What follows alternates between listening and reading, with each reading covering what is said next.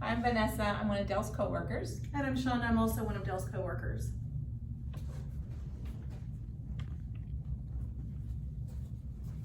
Hello, my name is Dale, and this is my narrative speech. Don't fear the treasures that the world has to offer.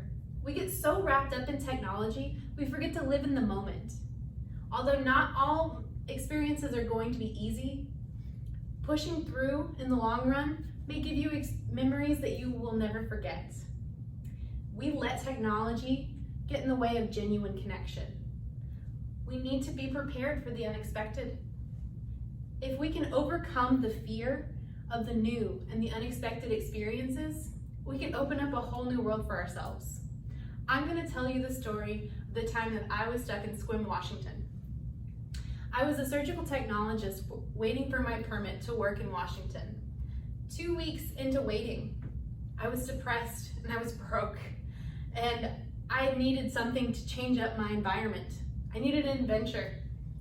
I decided on a whim to drive up to Port Angeles that had a ferry that would go to Victoria, Canada, which I'd never been. I get there.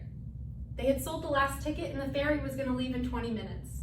I decided instead I was going to people watch all the people getting on the ferry. I noticed a woman who had a bike and a bag who sat next to me and asked if I could watch her stuff while she went to the restroom. When she came back, she told me her name was Sarah.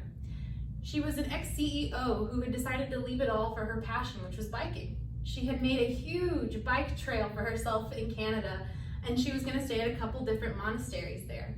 I was so jealous and so happy for her. I saw her off on the ferry, and 2 days later, I got my own ticket to get on the ferry for Victoria. Once I arrived to Victoria, I was bombarded with questions that I was not ready to answer. I had no plan. The gentleman who interviewed me asked me, "So how'd you hear about us?" I said, other than in grade school or geography class?" I didn't say that. I said, "My friends had told me how beautiful it was and I wanted to experience it myself." He reluctantly let me through even though I had no plan. I got to experience so many different and wonderful things. I got to see shops and I got to eat delicious Canadian bacon pizza.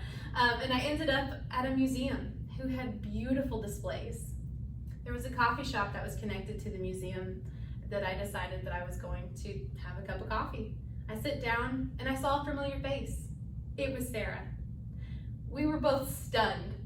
She came running over to me and it was like a family reunion. We decided to ride on the ferry back to Port Angeles, Washington.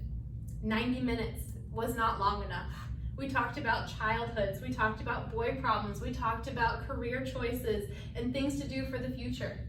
I made a friend, and I wanted to leave that experience with a friend. I looked over to her and I said, "Let's be friends on Facebook." She put a big grin on her face and she said, "I don't even own a phone." I felt rejected at first, and then I realized, of course she didn't have a phone. Just in 90 minutes of talking to this woman, it doesn't fit into her world. The adventure is what distracts her. She doesn't need any other distractions. I learned so much from that Canada trip. We need to put technology down and experience what's in front of us. We need to take things in stride and maybe plan a little. We also need to not fear the adventure, but embrace it. Life is fleeting. We don't know how long we're going to be here. We need to stop following people online and start making our own adventures. Thank you.